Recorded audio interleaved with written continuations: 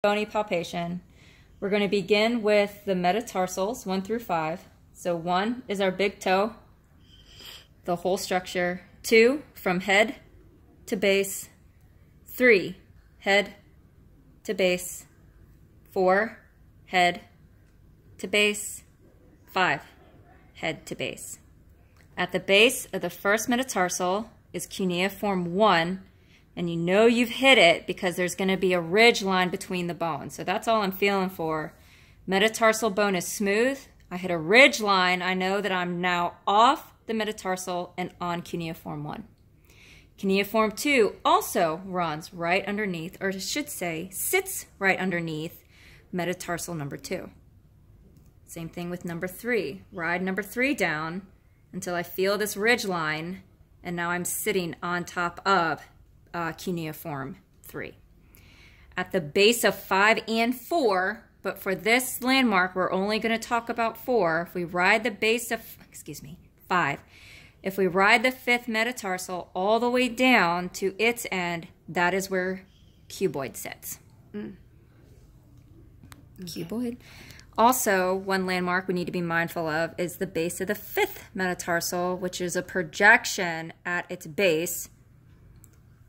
We do want to palpate the first metatarsal joint and the 5th metatarsal joints. Out of all the joints that are possible to get inflamed, these two are the most common. So we do target our palpation on those. From there, we have phalanges, remembering that our big toe, our great toe, our first ray, however you want to say it, only has 2, a proximal and a distal. All other digits, 2 through 5, have 3. Proximal, middle, distal, proximal, middle, distal. The joints in between, named for their location. PIP joint, because it's proximal. DIP joint, because it's distal. Same rules apply, 2 through 5. If we go from our cuneiforms, we're going to move to the talus, remembering that the talus sits immediately underneath the tibia, almost like dominoes. If you were to stack dominoes on top of each other, you would have calcaneus, talus, tibia. So we know that we're going to be touching the talus if we find that crease line in the ankle that just is naturally going to be on all of us, and just pinch it. Just get your hands there. You're on talus. Now let's refine that palpation. If we plantar flex them, what that's going to do naturally is expose this part of the talus, being the talar dome.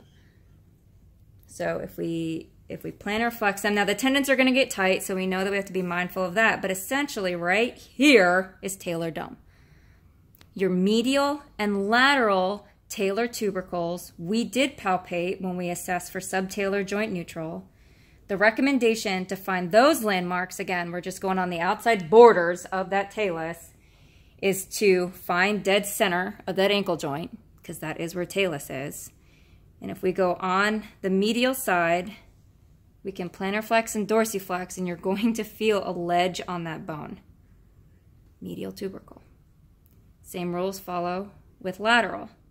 Plantar flex and dorsiflex, and you're going to feel that surface expose itself and kind of hide away under the talus, lateral tubercle.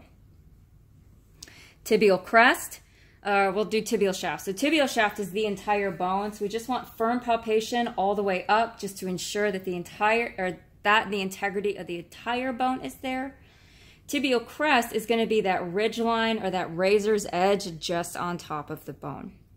Now the last thing we want to talk about is this thing called a Liz Frank. Liz Frank is an area, it is a space, it's not exactly a structure. The Liz Frank, or the Liz Frank joint, is the connection between base of 1 and 2 metatarsal, cuneiform 1 and 2. So it's where all 4 corners of those bones essentially meet. And that's considered the apex of the medial longitudinal arch. Kill.